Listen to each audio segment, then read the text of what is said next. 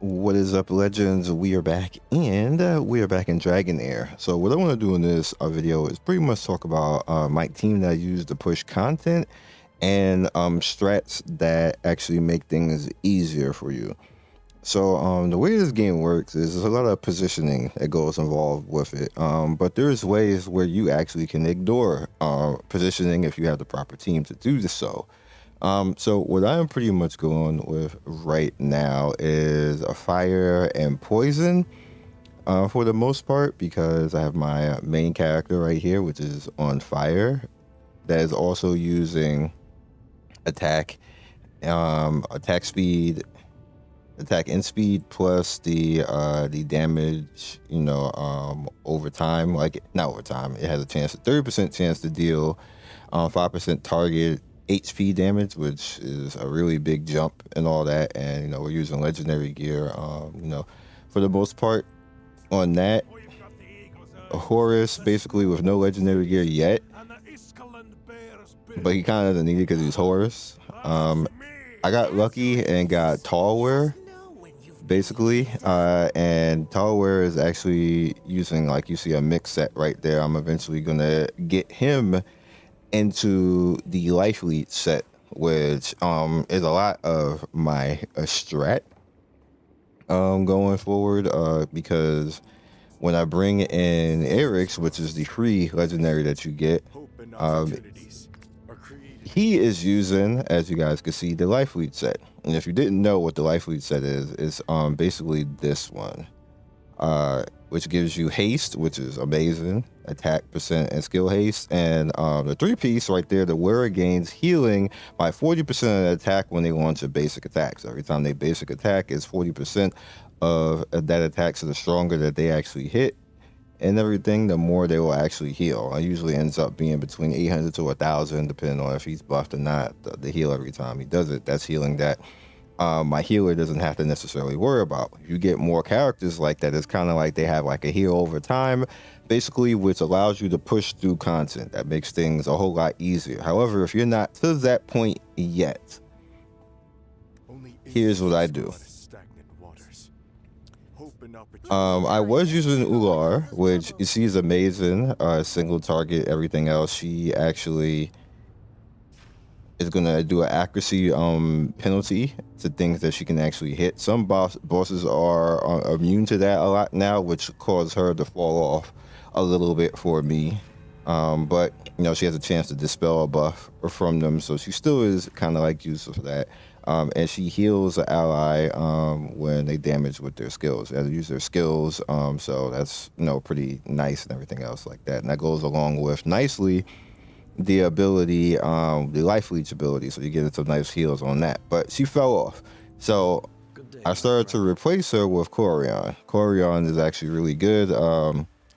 He has healing the allies 20%, grants a shield to an ally for 10 seconds and grants them recovery over time. And then his big one is heals allies from range and then gives them a defense up, which is nice and everything else. So he took over for the spot for Gular because she's getting pretty much countered, because bosses for the most part are immune to her or just resistant. I guess maybe I need better accuracy or something like that. Either way, it's not working out right that for her. For the most part, though, in normal mobs and everything, it's okay. But now that I have Corion getting up there, I'm just using him in instance.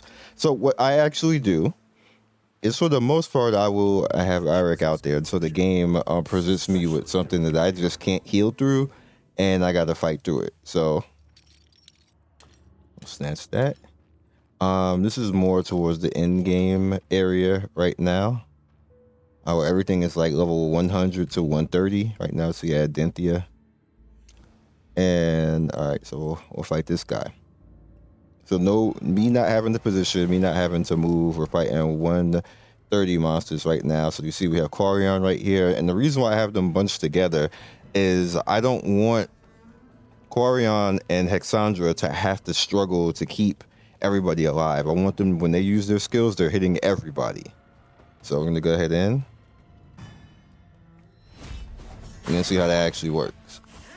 All right, so we're gonna get, It's gonna look scary because they back on me, but it's fine. Trust me. Worry not. I am here. Now, this is what I would call the safe. If you notice, you have 10 minutes basically to do this right now. And the reason why Tower and the MC are pretty cool together is because they are gonna just knock stuff down by themselves over time, and everybody else is just there to sustain. Granted, this doesn't take, I mean, this isn't like speed running or anything else like this, but it's safe. And I'm a free-to-play account, so obviously if I had, you know, like some legendaries outside of what Tower is, it would be, you know, I would have to go out and, you know, it'd be easier, it'd be faster, but for the most part, they can't die. Even if I lose somebody, they'll still be okay. And if it comes to the point where this isn't enough to sustain right now, what I would do is I would change the MC to ice. So then I would have the shield too, and still keep them all in the same spot right here. And they're like a fortress. There's like nothing can kill you, basically, unless they do some stuns to my back two characters. As you can see, it's very sustainable, and you don't need to actually have to wail. Obviously, you just simply play the game. So I'm gonna do more so you guys can see. I'm not gonna move position and stuff like this. Okay, we have some story. No, that's fine. All right. Same thing. Why is this like this? This is ill. All right. So I'm gonna have to move this because if you notice, he has and stuff like that, but it's still fine. So what we're gonna do is we're gonna do this. What I'm actually gonna do is I'm gonna put Tower in a position he can just go around like that. We're gonna put you here and you here, and it's still gonna be fine. And they're not being hit, and the reason why it's still fine is because he's going to throw the single target heal over time. But everybody is still in range except for the MC, and it's still good positioning because Tower is still going to be doing his poison and everything else, and both healers can still hit him and the tank at the same time. So you see, even though Tower is in the way of that, he should be okay with the heal over time and the shield and everything else. And even if he goes down, it kind of doesn't matter. But he shouldn't go down. He should be okay. But what I'm going to do for him is, with the legendary gear, all the legendary life leech gear that rolls into some type of like HP or HP percent, I'm going to give it to him. And then put the heal over time stuff on him.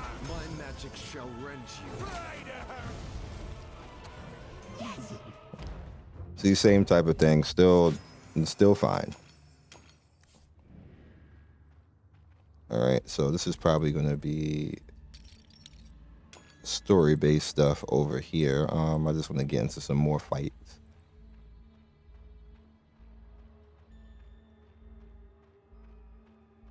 See if we can find somebody. Also, be aware that by the time we're probably gonna have to fight him.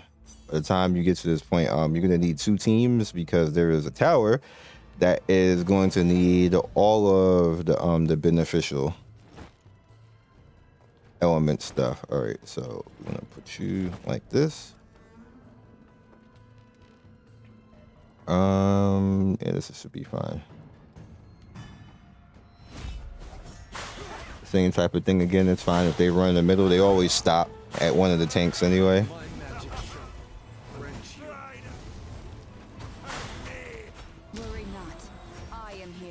You see we're poisoned right now, but it's still okay. And Tower is actually really good because he actually makes them less likely to attack and hit. And you see we're just like, it don't even matter. We're just standing in the poison, like it's like a fortress. I'm probably gonna call this fortress team build. You don't have to position, you don't have to move, you just stand there and just wear them down. And again, like I said, I was doing this with Ular before, but this actually works better. She still works in this with the way that she works, because they'll just basically be healing themselves like this. But I like the situational heal that he has, where he pushed the shield out on whoever's weak, and then they get the heal over time. But what I found is when I put them in position to counter the fight, that made the healers work harder, and you got less bang for your buck. Like that right there, hitting everybody right now with the defense, and then she would heal and then hit everybody. It seemed like I was just hitting like 1 or 2 people, and that wasn't working out right. Like it seemed like that just isn't the best way to go about doing it. At least in my position, like if like with the team comp that I had, it may work out a little bit differently. All right, so let's see what these guys have. This will probably get me killed, but You're going nowhere. so now I have the full benefit going, but I just want to show you the heal basically. Now you notice like he's getting 3, 4, 9, 4. Every time he single targets, he's healing basically.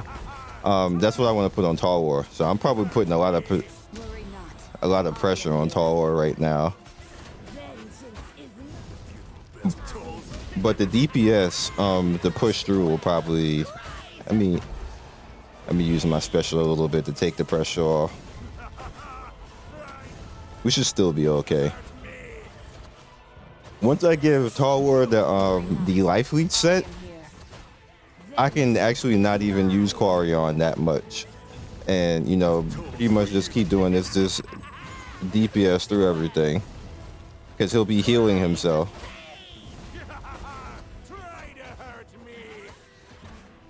So again, same type of thing. Hexandra doesn't have to worry about healing multiple people. Her heal is going to heal everybody, and then she has a single target heal too that is going to heal people. Then they're going to have like their heals as well, along with their haste. Now for a boss stuff, you're probably going to want to lean more towards like the DPS set that I have on the MC. But as far as like getting through all of this content right here, it just makes it so much more painless. Even those fights where those bosses will kind of like screw you over and have a major poison out there, like you just stand there basically and not give a hell. All right, so we're gonna go. I'm actually gonna keep this the same way, but we are gonna go back to Hexandra. I mean, back to Quarion. Such pointless fighting.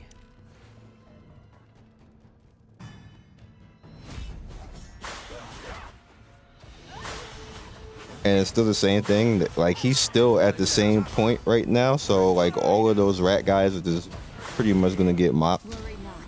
I am here. And my backline is not even being hit at all right now because they can't push through. They're just gonna get worn down now, and they're not gonna be able to kill Horus.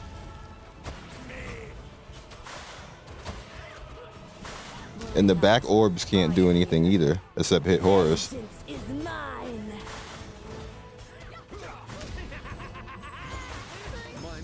All right, so they got into the back, which is fine because there's one of them dead.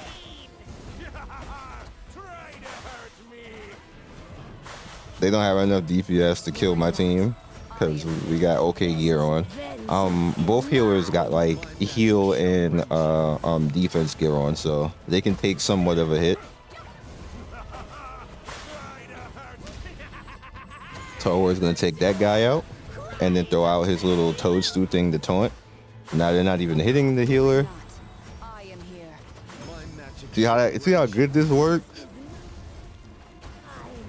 It's like a GG. And you can do this like in all of the sets, and it's gonna work differently for each of them. And what I mean by set is like each individual element has different stuff that they can work with, but if you keep the same type of theory that I'm doing right now, it'll work the same way. It'll just work differently for each one. Like if the fire people are gonna have the wild, if you have like the lightning and light, they're gonna have the rally and the shock to work with. You want the ice, then they're gonna be freezing and doing this type of stuff. It just works.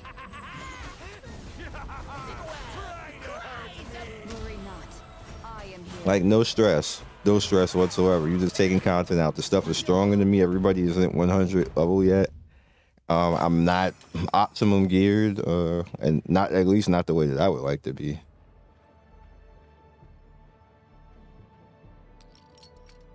Optimal, not optimal. It just works, right?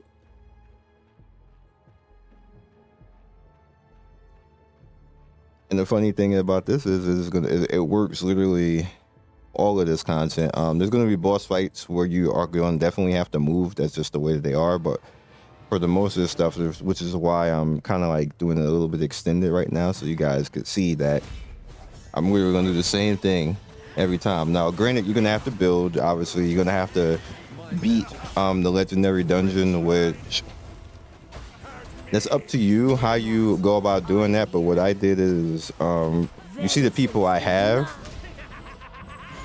I let Horus take most of the pain and all of that. My magic shall rend you. See, everybody's poisoned. They're all standing in it. My weak link is actually Talwar, because he's not as geared as Horus, because he's a newer character. But he still kind of takes care of him, so the accuracy down, so they're all going to try to hit him, and he still is going to be okay, kind of, because they can't hit him. He's going to get missed. But once I get the life leech on him, it's GG, yo. They ain't going to be able to do anything to him either. My magic shall rend you. And we had to increase defense on top of the fact that they're... Like, I can't wait to get better characters to put into this, to do that. Like, it's gonna be really fun. Worry not. I am here. My magic shall rend you. But that's the way it is. Like, you know, summons, like, obviously I got Talwar. If I didn't have Talwar, I would... Who would I put there? My magic shall rend you. Because you can kind of put anybody there. It kind of doesn't matter. Worry not. I am here. I think I would probably put a DPS. Now I'm thinking about it. No, you know what I would put? I would put a DPS. I would definitely put a DPS, and I would put... Where is she at? I just didn't get a chance to build her yet. I'll put Tonan.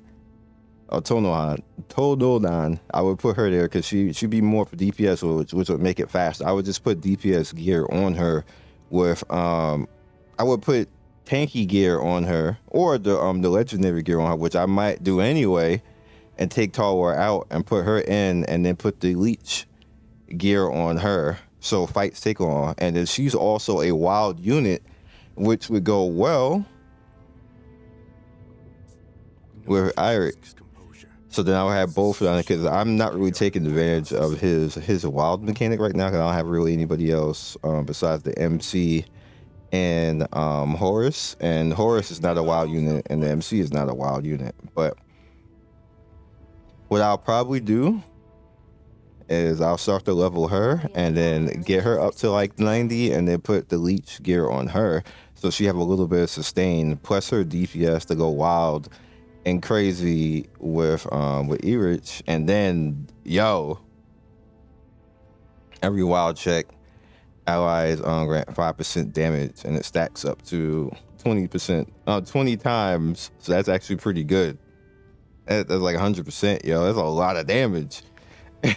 Plus, like, what she gets when she starts to limit break, everything else, she gonna be wildin', along with being able to sustain herself, and maybe give her some speed on top of that, some speed on her gear, so she attacks faster, because that's every time that she attacks. So she'll just basically be sustaining herself and be a DPS tank. Like, it's gonna be nasty. I can't wait. I'm just planning it all out in my head.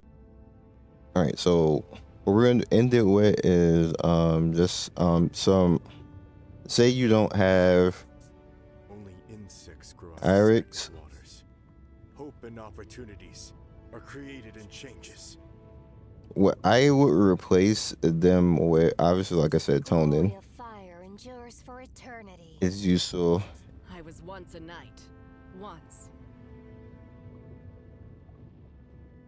Let's see.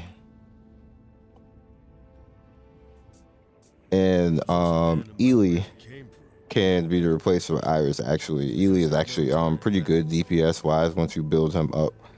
And yeah, so I'm hoping that this will help you guys take this, because this, when you head in here, it's like a culture shock, because everything is like 20 or 30 levels higher than you. It hits hard. They got suicide bombers and everything else. It's like, holy crap, what I get myself into. So and this is like, you know, once you hit the next zone after you beat the second major dragon. And yeah, so hopefully this helps you out, and you know, you can start taking down this content too. It's not that hard. You just have to build the characters up, and once you have them built up, you can be having that fun that I'm having. So that's all I got for you guys and this one. And again, I hope this helps you out. See you guys soon.